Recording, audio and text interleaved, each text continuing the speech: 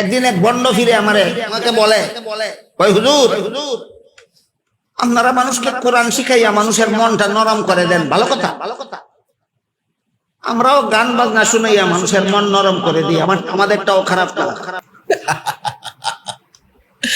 প্রিয় দর্শক, আসসালামু আলাইকুম ওয়া রাহমাতুল্লাহ। দর্শক, আল্লামা নুরুল ইসলাম অলিপুরি মুনাজারে আজম তরজমানে আহলে সুন্নাতুল জামাত। প্রিয় দর্শক, উনি একটা চমৎকার একটি ঘটনা, কিসসা, ওয়াকিয়া বর্ণনা করেছে। এক গানাদার বলতে গান গায়ে যারা যাত্রাপালা করে আর কি, হুজুরকে একটা কঠিন প্রশ্ন, এই কঠিন প্রশ্নের কি জবাব সুন্দর করে দিয়েছেন হুজুর, সেটা আপনাদের সামনে এখন আজকের ভিডিওর মাধ্যমে তুলে ধরবো। অত্যন্ত চমৎকার গুছালো কথা বলে থাকেন হযরত। আমরা সবসময় ওনার আলোচনায় মুগ্ধ হই। হাজার হাজার উলামায়ে কেরাম ওনার বয়ান চাতক পাখির নেই তাকিয়ে থেকে ওনার বয়ান শুনে তৃপ্তি লাভ করে। তো চলুন আল্লামা নুরুল ইসলাম অলিপুরি সাহেবের জবান মোবারক থেকে গুরুত্বপূর্ণ কিছু কথা। একদিন এক বন্ড ফিরে আমাকে বলে, ওই হুজুর, আপনারা মানুষকে কোরআন শিখাইয়া মানুষের মনটা নরম করে দেন, ভালো কথা। আমরাও গান বাজনা শুনাইয়া মানুষের মন নরম করে দিই, আমাদেরটাও খারাপ না। আমারে সাপোর্ট দিয়া আমার সাপোর্ট নিতে চায়। আমি বললাম, ঠিক বলেছ, আমরাও মানুষের মন নরম করে দিই, কোরআন হাদিসের কথা বলে। তোমরাও গান বাজনা শোনাইয়া মানুষের মন নরম করে দাও। নরম হওয়াটাই আসল কাজ। হুজুর, আপনি বুঝছেন, সব হুজুর এত কথাটা বুঝে না। আমি বললাম, হ্যাঁ, আমি কতটুকু বুঝছি আমি কইয়া শেষ করি। টিউবওয়েলের পানি দিয়া সিরা ভিজাইলেও নরম হয়, মুত্তে ভিজাইলেও নরম হয়। কোনটা খাইবে?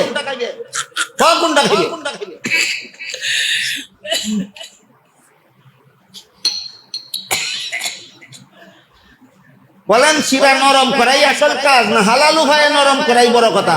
হালাল উপায়ে নরম করা, মানুষের মন নরম করাই আসল কাজ না কোরআন হাদিসের কথার দ্বারা নরম করাই আসল উদ্দেশ্য? আসল।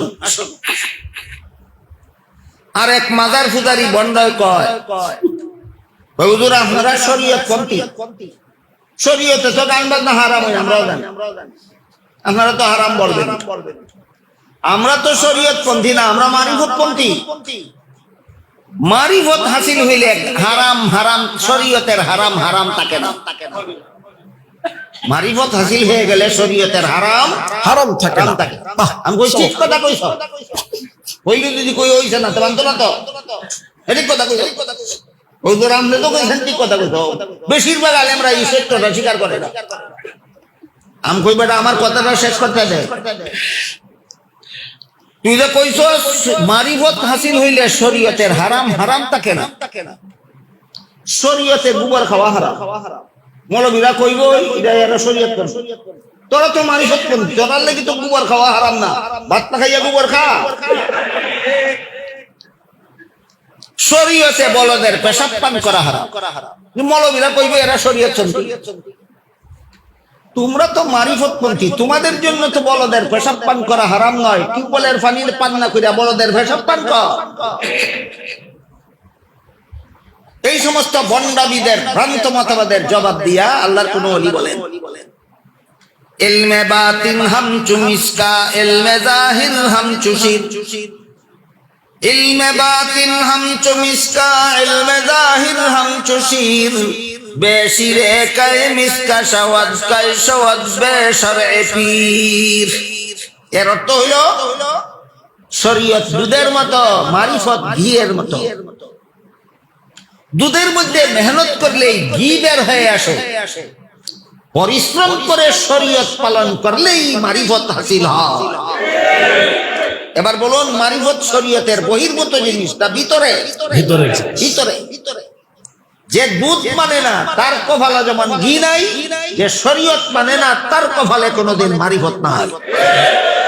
প্রিয় দর্শক, অত্যন্ত চমৎকার গুছালো এবং যৌক্তিক আলোচনা করে থাকেন মুনাজারে আজম আল্লামা নুরুল ইসলাম অলিপুরি সাহেব। কওমি অঙ্গনের উজ্জ্বল নক্ষত্র, বাতিলের বিরুদ্ধে বলিষ্ঠ কণ্ঠস্বর এবং যার নাম শুনলে পরে বাতিলরা থরথর করে কাঁপে। ওনার জীবনে যত মুনাজারা বাহাস করেছেন, শোচনীয়ভাবে প্রতিপক্ষ পরাজিত হয়েছে, বহু প্রমাণ রয়েছে।